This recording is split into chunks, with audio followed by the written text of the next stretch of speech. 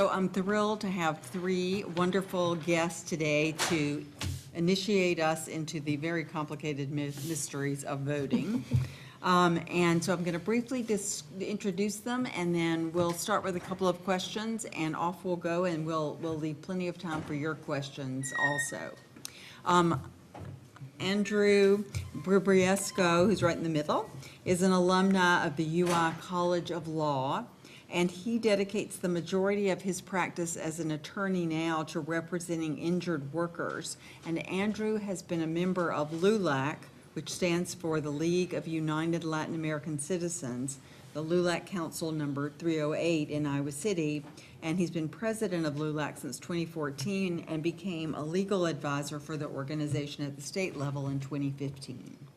Tracy Osborn, beside me, is a professor in the University of Iowa Department of Political Science, and she's also the director of the Politics and Policy Program in the Iowa Public Policy Center. That is a lot of P's.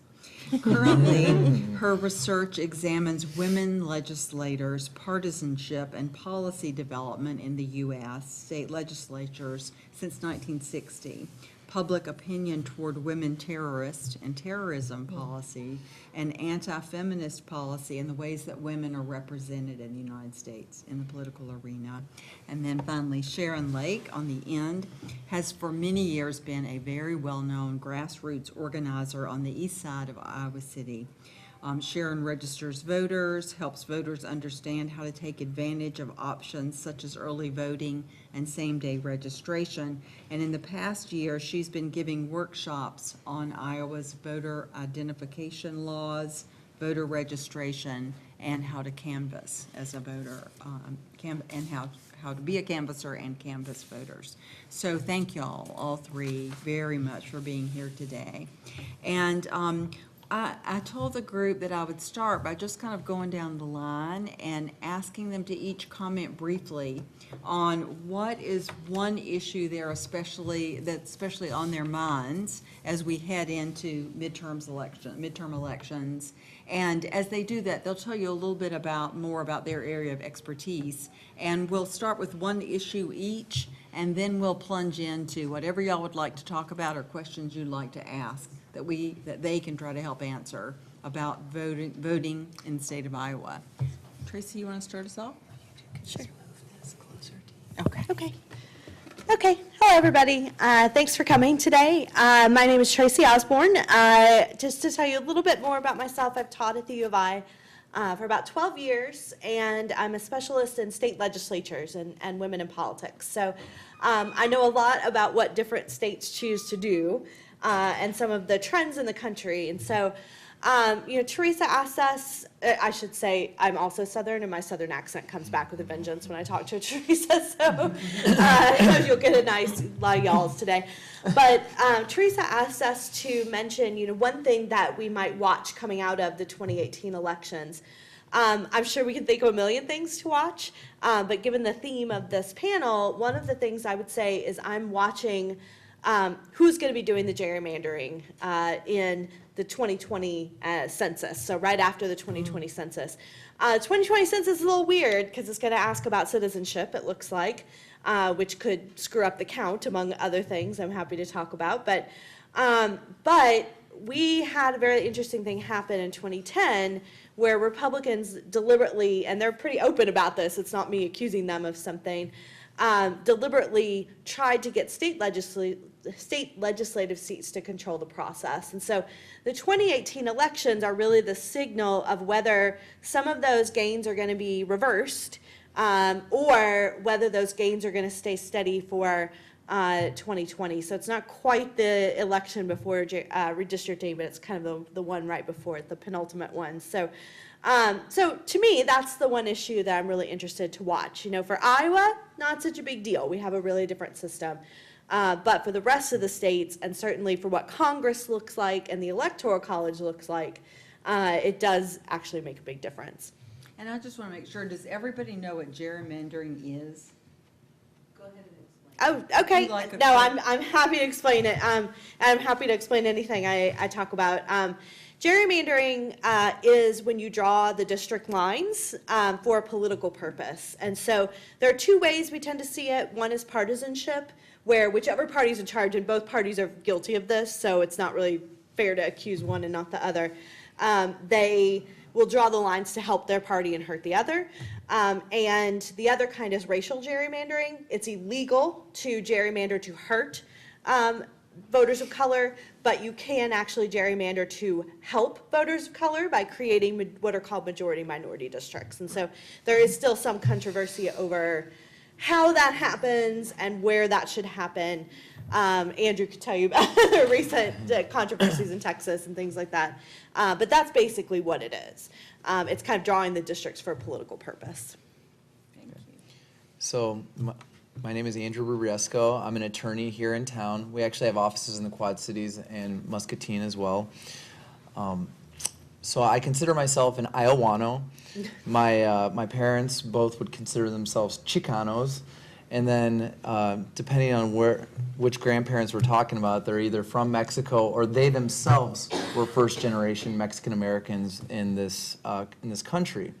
So I'm very passionate about those types of issues. That's why I joined LULAC. LULAC is the League of United Latin American Citizens.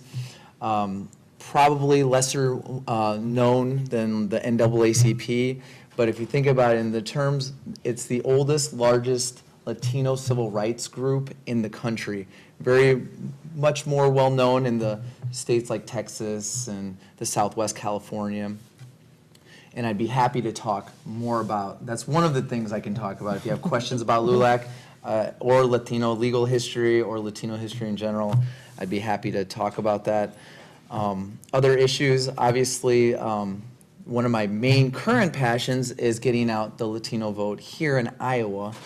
I've been very busy with our local LULAC and then the LULAC in the state level in trying to mobilize that particular demographic.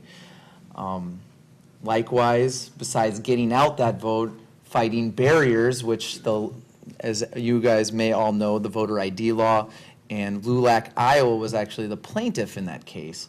So I could talk to you about that. Although I'm the LULAC legal advisor, I was just privy to a lot of conversations. I didn't actually file that lawsuit. A big law firm, a nationally known law firm did that, and they do that everywhere. But I could talk about that as well. And just my experiences as being a legal poll observer in areas like Columbus Junction and Muscatine. I'd be happy to talk to you about my experiences sort of in the trenches and what sort of things I saw and what sort of barriers I could see in an area where there's not a bilingual poll worker or bilingual observer, legal observer. So. Yes. Hi, my name's Sharon Lake.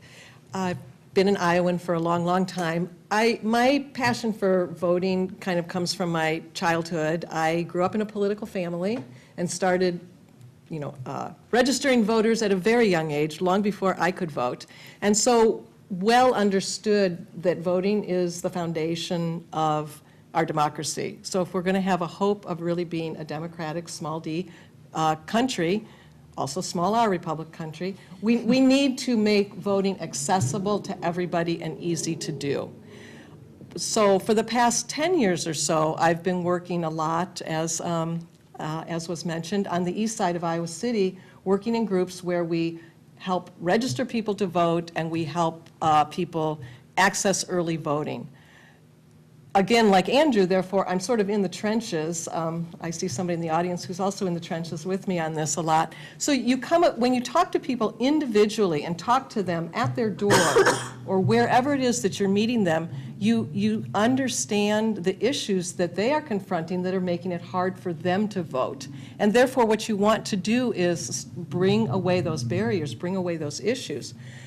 And so if I'm looking at an issue for 2018 that I'm caring the most about, of course I care about health care, of course I care about women's reproductive rights, I care about education, collective bargaining, all of that. But I see access to voting is kind of at the foundation, because that's the way we can elect with the people's voice the people that we want to do the rest. If we can't access the electoral process, we can't elect the people we want to address all those other issues. So for me, in Iowa in 2016, despite all the other things already mentioned that were not so great that happened in our legislature, my focus was on the voter ID law, because I saw that as something that has the ability to undermine, our ability to change anything else. And for me, also, it's kind of the very sad and disappointing story of watching Iowa go from being a state that was a leader in access to voting, to watching Iowa become a state that's just going to be at the bottom of the heap like everybody else. So there's definitely very specific ways that access to voting is tracked, and what types of things constitute good access to voting, bad access to voting. But you want to look at the registration process. How easy is that for people to do? And then you want to look at the voting process. What are the factors that make that easy for people to do?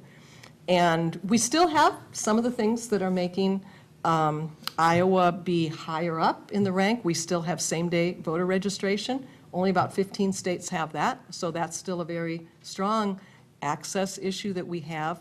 But I know that that is on the hit list for 2018, depending on the outcome of the elections. If we have one party controlling all three branches of government in Des Moines, there's going to be further laws passed to even further restrict voting. Same-day voter registration is one of the ones that's on the list. So that's why I'm watching the outcome in the Iowa legislature and gubernatorial race to see if we can change the dynamic that we do not have the Republican Party in charge of all three, which is what allowed them to change all these laws, because I obviously want us to stop the bleeding and then, of course, start to roll certain things back if we can. And we can talk about the specifics of what those are as we move along.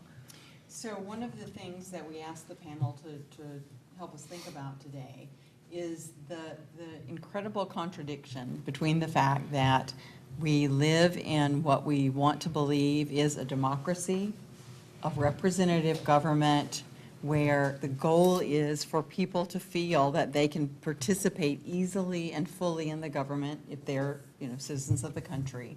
And many of us, or many people, are concerned that over the last decade, rather than decisions being made based on how do we make, as Sharon says, how do we make voting as easy and as accessible as possible, to a constant erosion of that ease and more intention to restrict who can vote in different places and locations. And so I wonder if Sharon, you've gotten us started already. What are some of the specific ways that access to voting is made difficult? In Iowa in particular, but around the country. What are some of the changes you see, some of which maybe aren't changes, have existed for a while, but what are the limitations you see that concern you? And just to maybe just take that one step back, too, is that access to voting has always been a fight. So we didn't, access to voting from the beginning of our country was not seen as like a right that everybody should have. So it's always been, it's kind of been a part of trying to open that up, and then now there's the closing down. Because there's always been lots of rules and restrictions on voting, as I'm sure some of you know, property requirements, all kinds of things.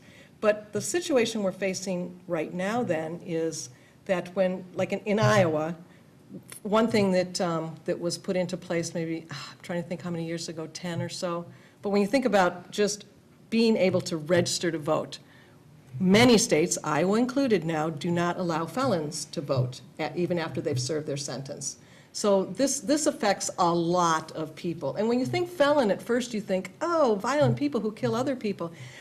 There's all kinds of things that are classified as felons that are not violent in any way and are not putting people, beyond the pale of our civic society. So the fact that felons are now restricted in Iowa, as they are in many, many states around the country, and I don't know, Tracy, if you would know, like in Florida, I think they're putting that aren't they doing an initiative in Florida? So there are only actually 2 or 3 states where you're barred for life, and Iowa is one of those states. Yeah. Most other states, there's a couple that don't have a restriction. Most other states have a restriction while you're in jail and on parole, and then for most felonies, they kind of work you back in. Right. But that's what makes Iowa so unusual, is they're one of the most extreme states. And it's for every felony, for drug charges, all those kinds of things. Right, and we did not have that like 10 or 12 years ago. That's put in by the governor, and that can be undone by the governor. That's why, go ahead. Vilsack was the first one to open up the process for felon restoration. Within the first week of Branstad being elected, that's one of the first things he did, was And in 2008, felons could vote. I registered many felons during that camp who were so happy. This one man, we took a picture and everything because he had his ballot. He's like, this is the first time I've ever voted. He's voting for Obama. He was so excited. Come 2012, correct, yeah, can't vote again. So there's, So people at home can't hear when somebody, until we get to the Q&A and I have the microphone. Could you please repeat what Tom said so that we can? sure. Tom was pointing out that it was Governor Vilsack in Iowa who opened up and changed the law so that felons were allowed to vote in Iowa. Felons who had served their full sentence, yeah. So that's one specific, is the felony with the access to voting. Now, we still do have, online voter registration and same day, like I mentioned in Iowa, we still have that, but a lot of states don't. And Andrew, for the Latino community in particular, what are some of the issues?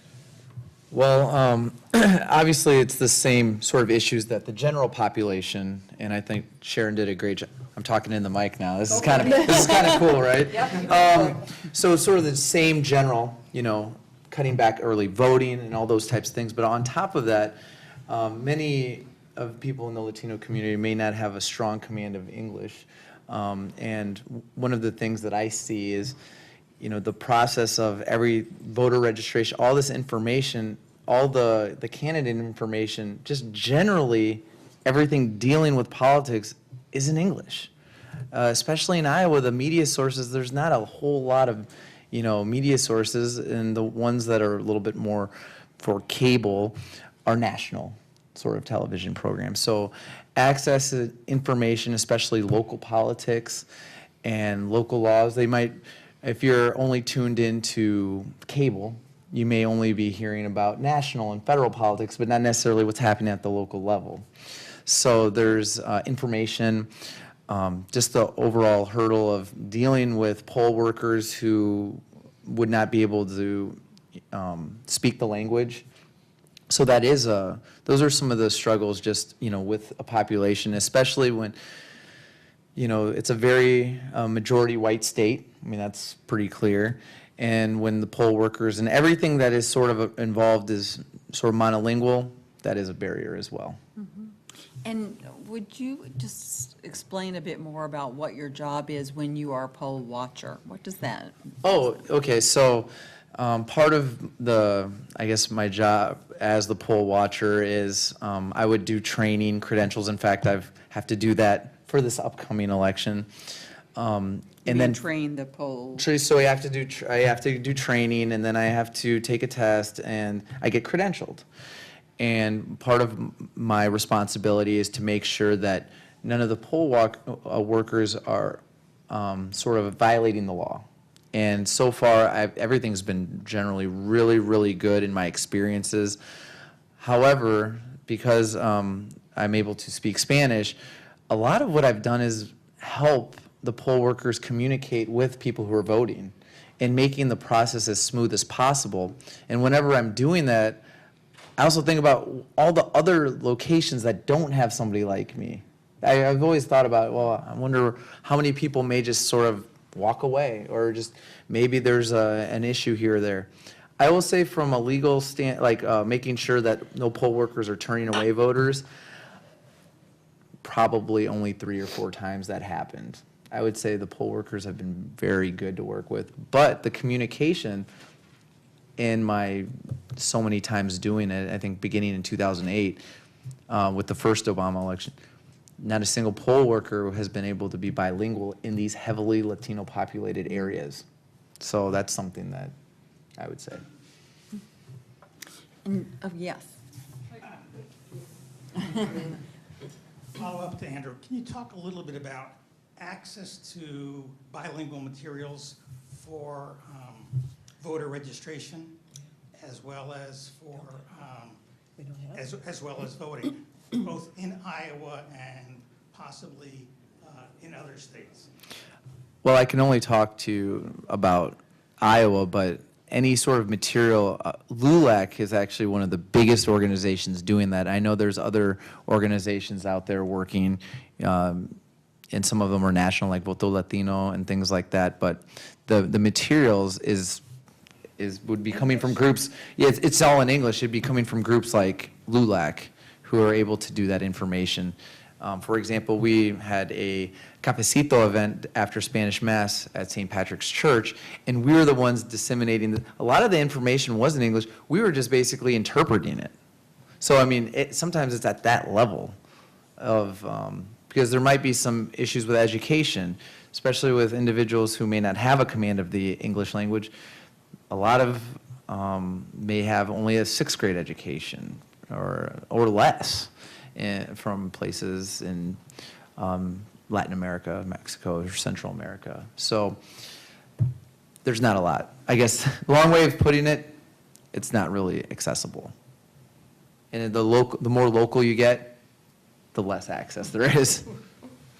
Tracy, are there other obstacles to voting that we haven't discussed that you comment on? Yes, I think one that's closely related to what Andrew was talking about, but it's sort of a bigger picture issue, is that in 2013, the Supreme Court undid part of the Voting Rights Act.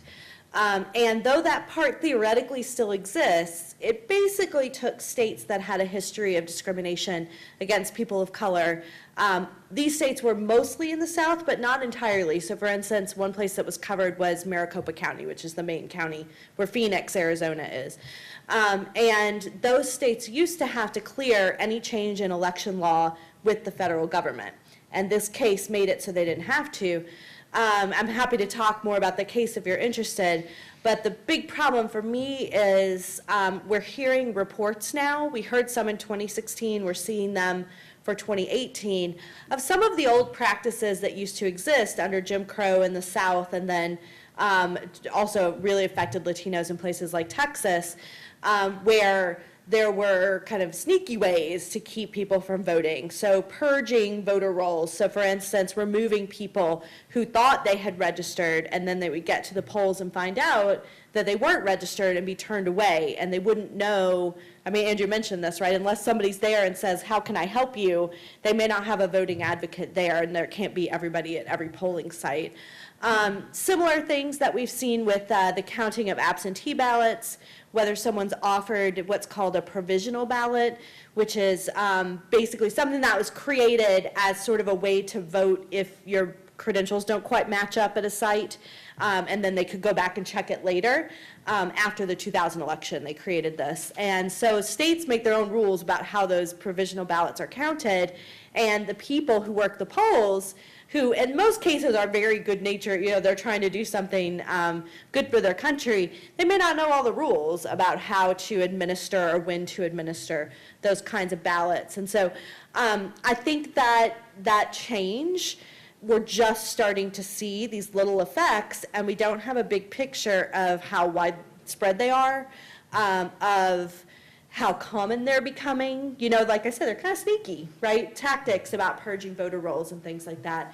But to me, that's a real concern, because it is a rewind of things that we tried to fix in the 1960s with the Voting Rights Act. Yeah. So I want to ask about redistricting. So why do we draw district lines at all? Why not just go to a more proportional representation system, where instead of electing like one person per district, we elect a large number of people all at once? Sure. I mean, I'm happy to take that and then kind of put it down the table. Basically, we redistrict because of the U.S. Constitution. So by our U.S. Constitution, our U.S. House is a one person per district, right, thing. So the U.S. used to do proportional representation. It's not doing In a few places, correct, but since the 1960s, they can't do that anymore because of the one man, one vote There's still one place in decision. America that does that. Cambridge, Massachusetts has proportional representation, and I don't see why we can't take that to other places. Right. So I guess one answer I would have is there actually still are some state legislatures that also have multi-member districts. But there are some negative consequences of multi-member districts. They were used in many cases to actually take away power from people of color in certain cities. And so there's this weird dichotomy where they actually help women candidates, but they hurt candidates of color. Well, okay, so I know Yeah. a lot about proportional representation. No, it's totally fine. It's a pet issue of mine, but so I know from some major cities, when they started doing proportional representation, they actually got more African-American people were able to be elected to office. Right, so I guess what I'm citing is political science research that's looked across all the states, right? I wouldn't be surprised to learn something like that in Cambridge, Massachusetts, but let's take Houston, Texas, right? What happens when you have a list system in a multi-member district, they might say, pick 3 of these people, right? And that would often be a way for constituencies of color not to have enough voice to get a person of color on that particular city council or something like that. So this is sort of a wider spread that they have this tendency. A lot of cities still use proportional, kind of a multi-member district sort of system. But when it was in the state legislatures, it did have some really negative consequences for people of color. As to why, we don't do it for the U.S. House, we would have to change the Constitution. And there are certainly, I would agree with you, some arguments about why that might be an interesting thing to think about. For multiple reasons. It would allow third parties, for instance, to have a lot more say in our government. But I think we would have to really think carefully about some of what we know of when you have populations of color in dispersed places, how those districts can interact with prejudice. So I guess that would be sort of my mixed signal answer. Did you all have anything to add to that? I don't really. There's another question back here. Okay. Yeah, hi, thanks. My name's David. I'm a pastor in town. I also volunteer with the Poor People's Campaign in Iowa, help coordinate. And the Poor People's Campaign is looking at the intersection of systemic racism, poverty, ecological devastation, and the war economy. And voter suppression is a major, major concern. I think, Sharon, you articulated it really well. It's just this baseline part of our democracy and rights. But I'm thinking about money. And how does money impact the right to vote? And I would love to hear kind of the macro level, like money in politics, but also just on the day-to-day personal level, what are the struggles that a poor person has to overcome to vote? Well, I mean, I could start with that a little bit, which I think kind of takes me to the biggest barrier that I think Iowa's put in place, which is the actual voter ID. So economic struggle, I mean, for sure we know people with more economic resources access the ballot more regularly and more easily. Their lives are more predictable. Everything from the transportation that they have to their ability to know what time of day they maybe can go vote because they don't have childcare issues that they can't take care of with money by hiring people. So all kinds of ways in which the more resources you have, the more you can predict your life, the more you can make sure you get to vote, and the more you have an ID. So with voter ID in Iowa, we know that there's a good 125,000 people in Iowa that don't have the appropriate ID. There's kind of horror stories about people trying to access those. It's all kinds of things from trying to, the amount of time you have to spend to get a driver's license, if that's what you're supposed to have, or if you're supposed to have a passport. These things cost money. These things take time. They mean getting to the place. It means having a stable living environment, too. I knock on door of somebody, and I'm just at the point of registering him, and then he's like, oh, but I'm moving in 2 weeks. Well, where are you moving? I don't know. Where do you think you might be moving? Where can I have a ballot sent to you? Well, my cousin lives around the block, but he might or might not let me stay there.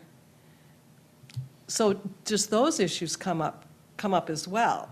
And then in Iowa, with us sort of saying that you have to have this certain kind of ID that 125,000 people don't have, you know, the state is filling that in, their Secretary of State, by saying, we're going to send you a card. But I've seen those cards. I don't know if any of you have seen your voter ID PIN card. You would throw it away. You wouldn't even know what it was. You would think, oh, this is just some junk that came in the mail. And you're expected to hold on to that for your whole rest of your life and take it with you when you go to the polls. So I couldn't keep track of that, let alone somebody who doesn't, have, a real predictable life and real predictable, like you wouldn't even know what it was. So those are just a few of my thoughts of what I've seen when I'm working in different communities and registering people to vote who, how the access to resources really matters. And that's why early voting is so important, because Tuesday, it's a work day, people, why do we vote on Tuesday? I don't know. But, if you work, where I work, you could be, the production line can go long, and we can end up making sure people, you have to stay till 8 tonight. Well, then what? Then they didn't get to vote. So that's why early voting is so important for that, too. But go ahead. Tom wants to say something. To follow on the point of the voter ID and other things, what's so insidious about the voter ID is, you just said it, Sharon, they have a database in the Secretary of State's office of the people that don't have a driver's license. They cross-match that. They already have all the information that would go on a voter registration card. But they're making you go through this step, this endless circle of gaining other identity cards just to make it harder to vote. And one other thing about the felony ID is that's extremely racially out of proportion. Right. Even in the state of Iowa, if you look at the prison population, which can be roughly translated to the felony population, it's heavily weighted toward people of color in a proportional sense. Even though our numbers are relatively small, their proportions are high. And that's the constant problem in this country, is people especially want to take away the voting rights of people of color and people on the edge, to use a bigger term, people on the fringes of the community. One of the things, those of us, another question? Could you move the microphone closer to your? Sorry about that. Thank you. One of the other questions that in some ways is harder to get at, I think, is that if you've knocked on doors and talked with people before, it's really fascinating to hear who's planning to vote, who's not planning to vote, who has very strong opinions, but doesn't seem to have any kind of plan in place for voting. And all the more true if they're people in challenging circumstances for all sorts of reasons. And so, and my sense is, just from watching national conversations in the last few months, that people are actually so dispirited about the political system right now, and not just, just in general, in a very broad way, they're dispirited, not much hope in candidates from any point of view, that there's even less motivation to vote. And I wonder, how do you talk to people about that? How do you overcome the psychological barriers, I guess I would say, that often accompany these material circumstances, but also that middle class, all sorts of middle class people who could vote, as far as those kind of circumstances go, are opting out, as we saw, especially in the last election. So moving from external barriers to sort of these internal barriers, that's something that the Latino community faces, especially when the Latino population being very young and having really, really, really poor turnout with young people eligible to vote. I think 10% of the young youth of Latino, and in my gauge, it's the idea that both parties don't necessarily keep to their word. And maybe that's part of it. Maybe it's because there's not a candidate that necessarily particularly inspires them, you know? And that's what I'm really hoping in the future, is to have a candidate that could inspire that community and on other communities as well. I mean, obviously, there's a lot of different economic, social economic backgrounds, educational backgrounds across the, I mean, Latinos are sort of that interesting category where everybody wants to put them in one bucket when that's not the case. There's no way to do that with the Latino community, or any community for that matter. But the idea that the Pew Research that just came out talking about young Latino voters not going to the polls is just amazing. So, in fact, yesterday we had an event for students at Sam's Pizza, our local LULAC council did, and we got a lot of people to show up, people who either planned on voting and just wanted to know how to get there, right? So we didn't necessarily pick up the people that I'm just not going to vote. But talking with them, it seems like a lot of the people that their friends or their cousins or they just don't feel like their vote matters. And that might be an experience that a lot of other people outside the Latino community feel. Yeah, I can add sort of from the political science research side of that, two things. One is we do know where in countries where a woman has been the president or there's more women in the legislature, that we actually do see higher levels of ambition among younger women. And so, if you translate that into thinking about a person of color seeing someone like them in a leadership position, that can really have a generational effect where it interests people in wanting to participate more and be more interested in the election following the information. So I do think as we get a more diverse Congress, which has been happening, that we might see some of those effects to be more positive, since it's a really depressing conversation. But the other thing I would say about barriers is the name we give to it is efficacy, that you get a lot of people who feel like they don't have, this is not a kind of rational calculus where you're like, okay, too much effort, not enough giveaway, right? My chances of changing the vote is this, forget this. It's more of a, no one cares what I think, that I'm not even sure how I go vote. I don't know where to find that information.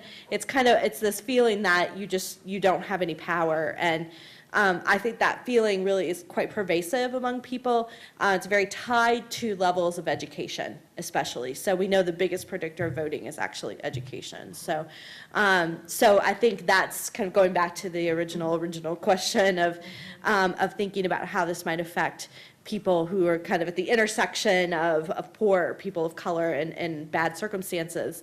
I think that efficacy is really that thing you might have to touch on, and I wish I had an answer for how to fix that, but that's their job. Quick narrative. So yesterday, I took an Uber to the event, and I was with some other LULAC members, and they're like, "Oh, where are you going for dinner?" And I said, we're going to this event. We're not dinner. It's just more like, want to encourage early voting. That's sort of the big push, early voting, because you never know what's going to happen on elections. Right. Early voting. And right away, she cut off, said, "No politics in this car. No politics, no." And I'm like, "Oh, okay, well, wow." I mean, like, it was it seemed like a very middle-class individual. And long story, even though obviously politics affects everybody, I think it might affect certain people less. And so there might be a privilege of not being able to vote. So there's a lot of people who should vote because their lives are more directly impacted every day. I mean, obviously it affects everybody every day, but there's some people with privilege where I was interested to I didn't want to keep going. Obviously, I just stopped talking, but it seemed like she was in a comfortable economic situation that regardless of the policies, the day-to-day worker policies and things like that, she was going to be fine regardless. And that's what I kind of felt like, but anyways, that was a quick narrative on, Yeah. you get it from all different socioeconomic backgrounds. Right. And I guess just to throw in my 2 cents on that, the internal barriers are kind of the hardest ones, in a sense, because if people feel hopeless about it, you know, and I find that's kind of like a long game to play with people. It's not going to be one conversation, probably. It's going to be either, you know, it's kind of what's their reason for not wanting to vote. If their reason is, okay, so I do have answer for one reason, because sometimes people tell me one is as bad as the other. I have to disagree with them on that. You know, well, I don't like either. I'm voting for the lesser of two evils. And I'm like, still, you know, well, I don't like this one or that one. I'm like, do you tell me you don't see any difference between the two? Like, that's all we're talking about here, people. Like, do you see a difference? I'm not talking about your ideal candidate, but do you see a difference? So that one I can kind of, I feel fine talking to people about that. But when they just say, like, it doesn't matter to me, and my vote doesn't matter, I guess I do have one answer to my vote doesn't matter, which is what just happened in our city council election here. You know, when we had the runoff, there were 5 candidates, so the top 2 got to keep going. Well, the number of votes between number 2 and 3, you guys know, it was like 9 votes. That's less than 1 per precinct. Now, and the person who got number 2 got elected. So I can't buy that, my vote doesn't count. But if I just don't care, I just have to say, I hope something changes in your life one day so that you will realize. People say, oh, I don't care about politics. I'm like, politics cares about you. But I can't make them see that, you know. Something else has to do that. Hi, thanks for this panel. I'd like to return to Andrew's comment regarding the situation in the cab where the driver could afford not to vote. And as an educated white male, I, in theory, could afford not to vote. And actually, no, actually that is not true in the current election. But what I constantly wrestle with is how, from my own demographic, if you will, can I help my peers to understand that this is an issue that affects them as well. It's not just affecting other demographics. And are there, and this would apply perhaps to Tracy or Sharon as well, are there, if you will, tested strategies where you can help even the more affluent, educated voters to understand that this is a fundamental issue of democracy? I'm gonna pass this to Tracy because I'm sure I'm not an academic, but I mean I could just say in terms of my interactions with individuals like that, or even just from seeing Facebook posts, it's probably really hard to convince somebody who is already in their, it might even be after 18 or something. It's hard to really convince people's core belief system. That's just sort of what I think. And it's really, for me, I just kind of shut down and I'm like, I'm going to work on getting people who want to vote who just aren't going to vote. And that's our big mission with LULAC, is just people who want to vote. You know, we do a little bit of more, and we've had videos of, why it's important to vote locally, it affects you, and things like that, getting local elections. And just to bring back to the local election, LULAC actually has about 30 members, and we block voted, kind of. We kind of all kind of like, oh, we're all kind of like the same person we talk. And it could have influenced an election. That's right. It could have. 30 votes. That's 30 votes. So getting involved in the local level. I'm going to pass it to Tracy to talk about more psychological, or I'm passing to Sharon. I'm going to leave it open because I don't know the type of study. I'm just personally, if somebody's heels are dug in the ground, I don't know how I can influence that person. So I would say 2 comments, I think, that neither of which may answer Glenn's question, but are sort of the things that popped in my head. One is, this might sound slightly controversial for a political science professor, but I think people don't want to vote, fine, right? Go ahead, don't vote. If you really feel that way, I find it sad that I teach women, for instance, what it took for women to get the right to vote in the US, and I find that a lot of my students will be like, yeah, totally Alice Paul, and man, I'm not going to not vote anymore because now I understand what she did. And, you know, I think you could sort of use those tactics to kind of try to convince people, but I sort of go with Andrew here. I think sometimes people dig their heels in, you can't convince them, and I'd rather spend my time helping someone who wants help. And if someone's really not informed particularly, I'd prefer they didn't vote, frankly. Like, I mean, if you are just gonna go in there and make some random decision, you know, I don't know that that's great either. And I don't necessarily agree with things like fining people for not voting or some of the European solutions that lead to their high turnout levels.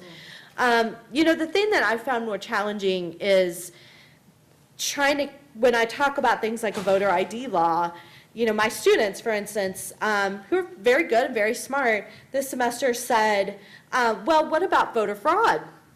And I said, well, you know, the Justice Department did 2 investigations under Republican presidents. They couldn't find anything, you know.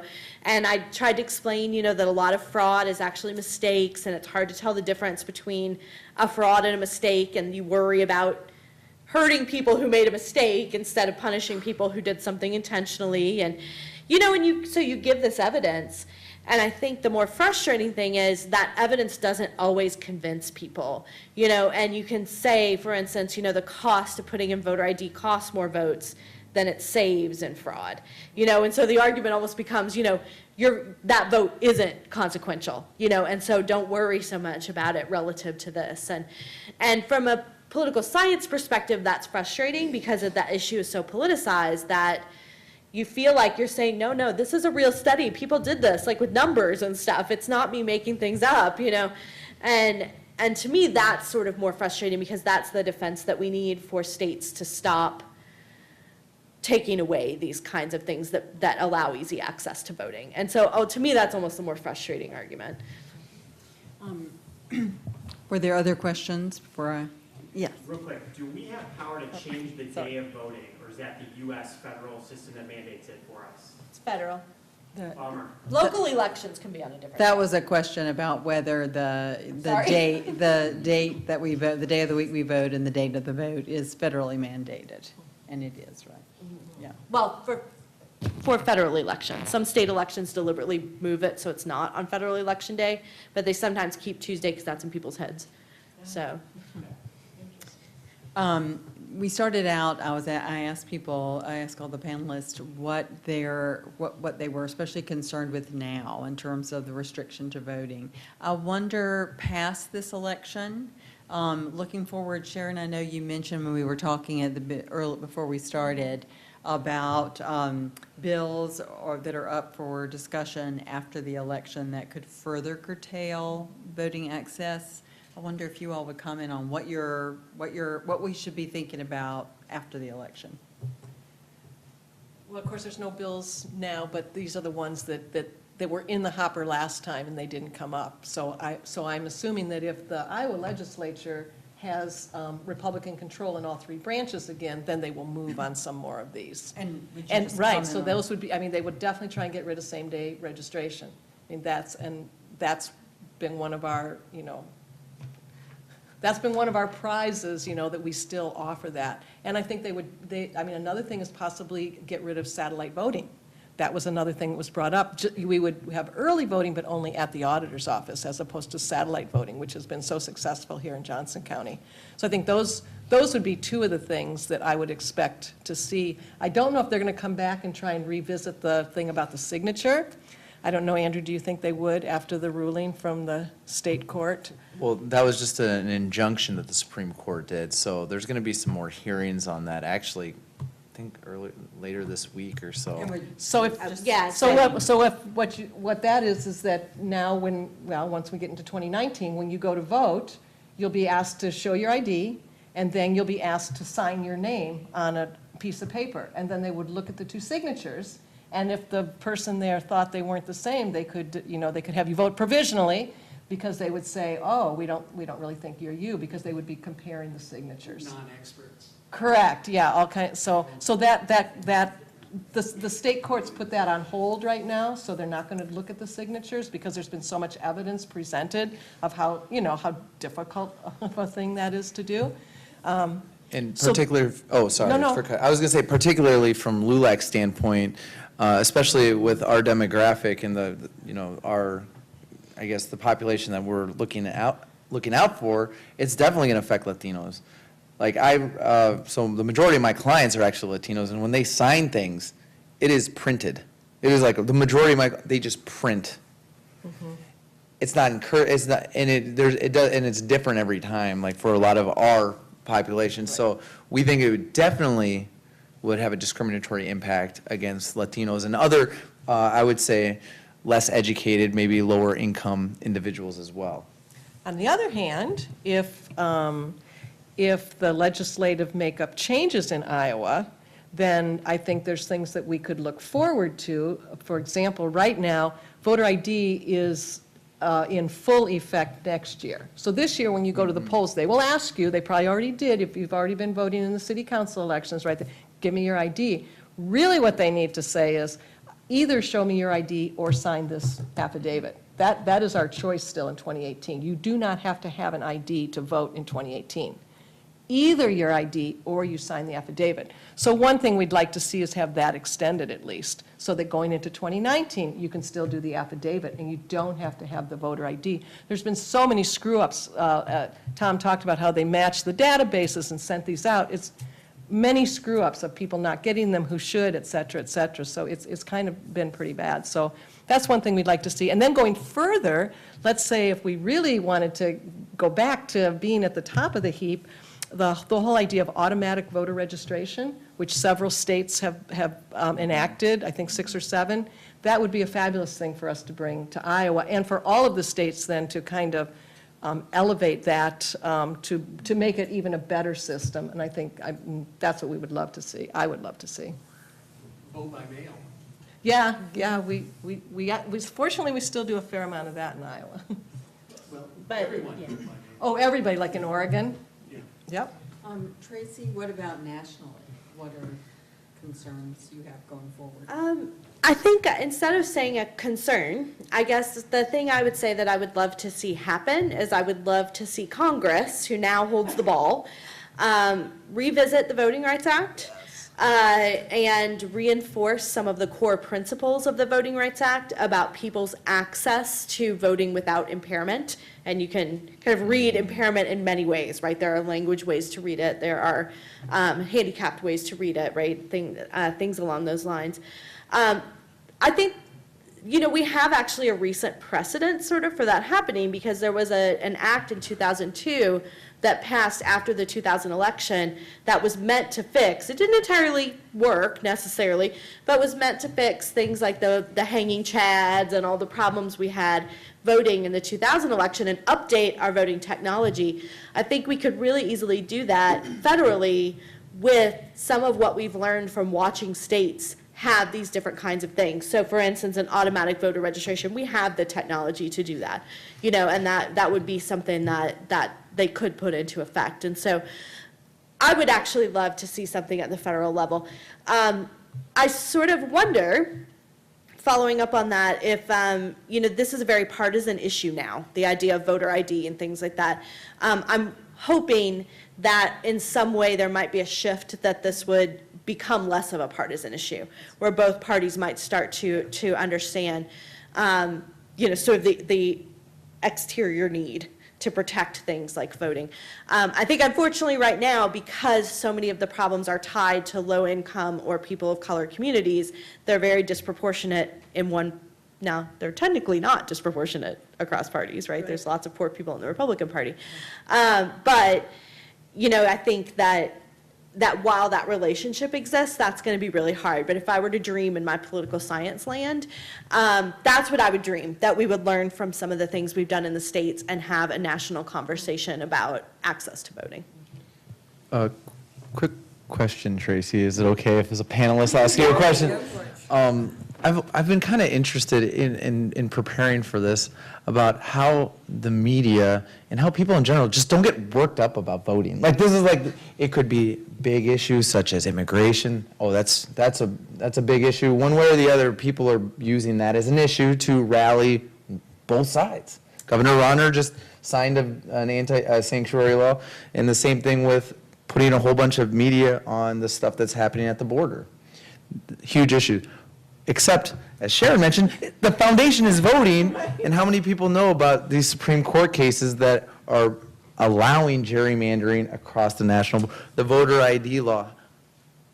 It's just not a topic that gets people worked up.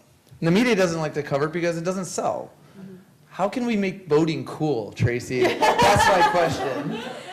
I mean, I'm trying. you know, I would go back to the civil rights movement and thinking about how the Voting Rights Act passed in the first place, which, you know, we have a whole class about that, but I think the one thing that might make people excited about it is that the U.S. is poised to become a more diverse country. And so the populations of persons of color are going to grow.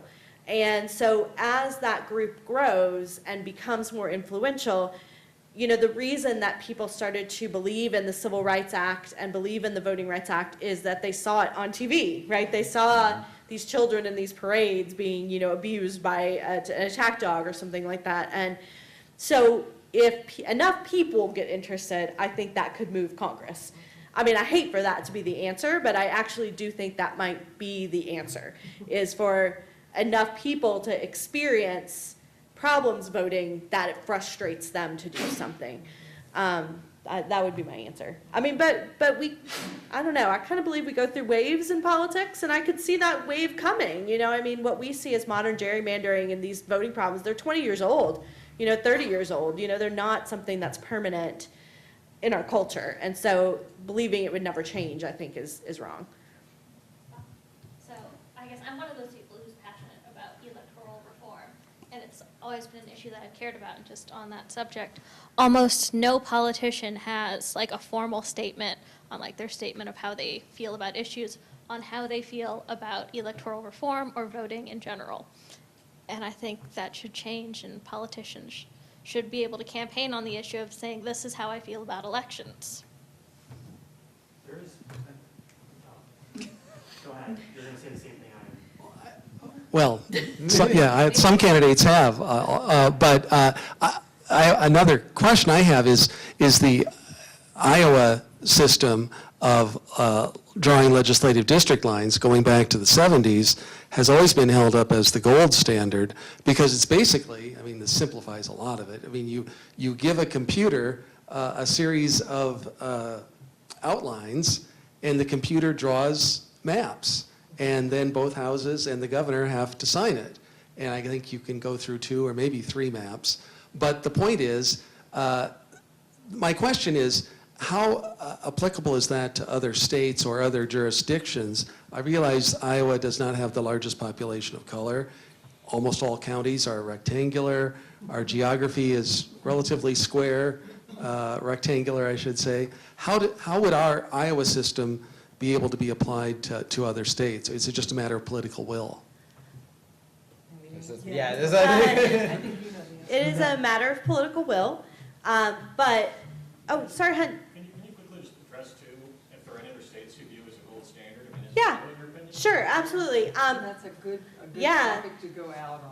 I would say yes, Iowa is the gold standard. The reason they're a gold standard is not so much the computer part, but that they do not use political information to create their districts. They are only trying to make districts that have equal populations within the law, right? So that they all have the same number of people, or as close as they can get.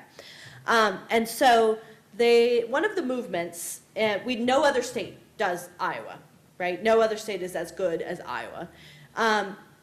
But there are some states like California, Washington, who have gone to a more bipartisan, neutral commission where commissioners draw it. So it's taking it out of the hands of the legislature, which sort of removes it from the politics of one party having control. But the interesting thing is, there's a study of what happened in California. So California voted this in by initiative in 2008. Study in the 2010 redistricting cycle, suddenly there was competition right at first, and then all of a sudden, no more competition. And so I'm not convinced that gerrymandering is entirely the problem. I think it's a symptom of the problem rather than causing the problem. I think there are states like Wisconsin where it is a big problem. But there are a lot of states where people live by like people, And because of the traditional principles of redistricting, like not breaking up a city, right, something like that, you often get Democrats that live in one place and Republicans that live in another place, and we in Iowa understand how that works, right? So there's limits, I guess, to what a nonpartisan redistricting system can do. But what I would say is I would pick Iowa's model 1,000 times over a model of the legislature doing it, purely because, so 2-second explanation. The case that came before the Supreme Court in June, well, they decided on it in June, was about Wisconsin because their presidential voting's pretty 50-50 by two parties, but their legislature's 2/3 Republican. Because the way they've drawn the districts, they've like extra Republican to them. And so this case was seen as a test case because they thought maybe we finally came up with a mathematical way to say it's too much of one state. And Maryland goes the other direction, right? They're actually too Democratic. They don't count enough of the Republicans. But the Supreme Court kicked the case out and said that basically the people who brought the case didn't have standing. They had proved they were harmed by this. So I think our challenge is actually to prove that people are harmed by partisan redistricting, which sounds easy on the surface, but I think is a lot harder in math to prove. And so one way states can get around that is to change their process. So I know that the state legislative people, many states admire Iowa's redistricting and the way that they do it. And so I do think there are secretaries of state, especially across states, that are like, please, please, please, can we do this? Because what happens with those maps is they end up in the courts and then it's $1 billion and a mess. And, you know, Texas is a hot, hot mess right now. And so anyway, long story short, that's kind of where it stands. I'm happy to direct you to someplace that's nonpartisan that you can read where all the redistricting information is if you're interested in this. I've got lots of sources, so I'm happy to send you there. We've slightly exceeded our time, and I know people have buses to catch, et cetera. But thank you all so much for coming in, especially thank our panelists for a fascinating discussion.